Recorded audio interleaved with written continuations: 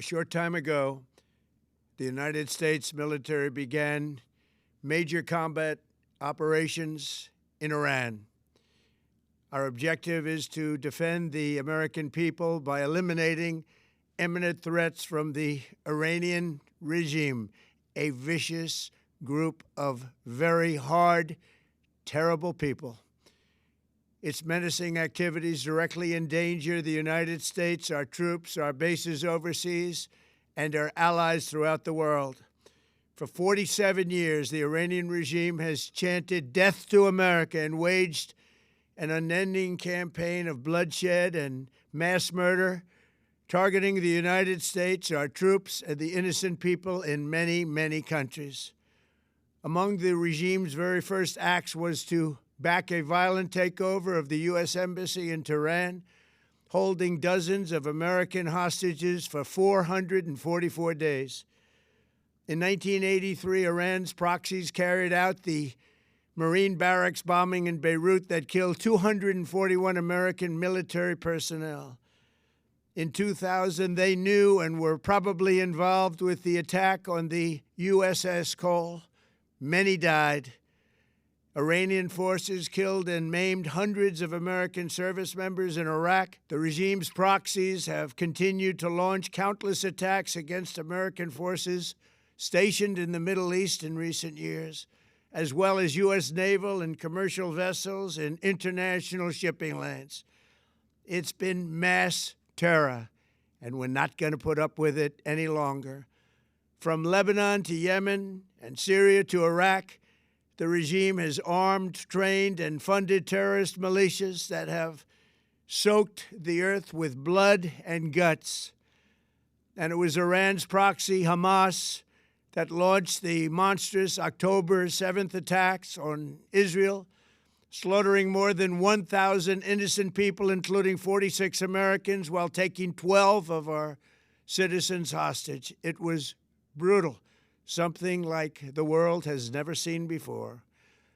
Iran is the world's #1 state sponsor of terror and just recently killed tens of thousands of its own citizens on the street as they protested. It has always been the policy of the United States, in particular, my administration, that this terrorist regime can never have a nuclear weapon.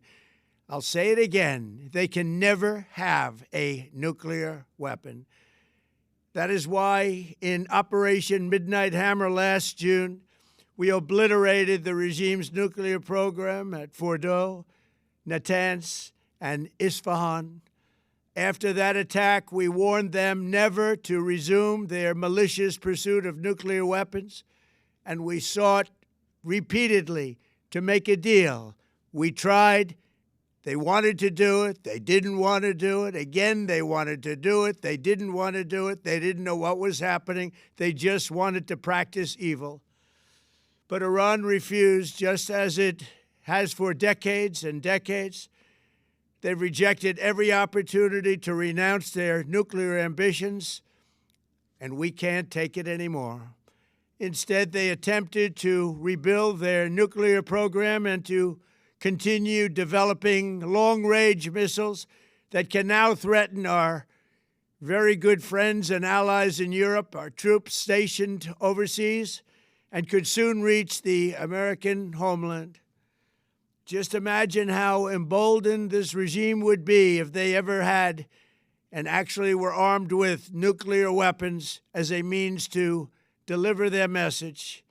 For these reasons, the United States military is undertaking a massive and ongoing operation to prevent this very wicked, radical dictatorship from threatening America and our core national security interests. We are going to destroy their missiles and raise their missile industry to the ground. It will be totally, again, obliterated. We're going to annihilate their Navy. We're going to ensure that the region's terrorist proxies can no longer destabilize the region or the world and attack our forces and no longer use their IEDs or roadside bombs, as they are sometimes called, to so gravely wound and kill thousands and thousands of people, including many Americans.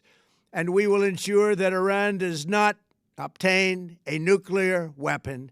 It's a very simple message. They will never have a nuclear weapon. This regime will soon learn that no one should challenge the strength and might of the United States Armed Forces. I built and rebuilt our military in my first administration, and there is no military on earth even close to its power, strength, or sophistication. My administration has taken every possible step to minimize the risk to U.S. personnel in the region.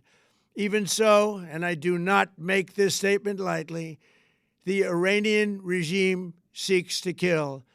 The lives of courageous American heroes may be lost, and we may have casualties.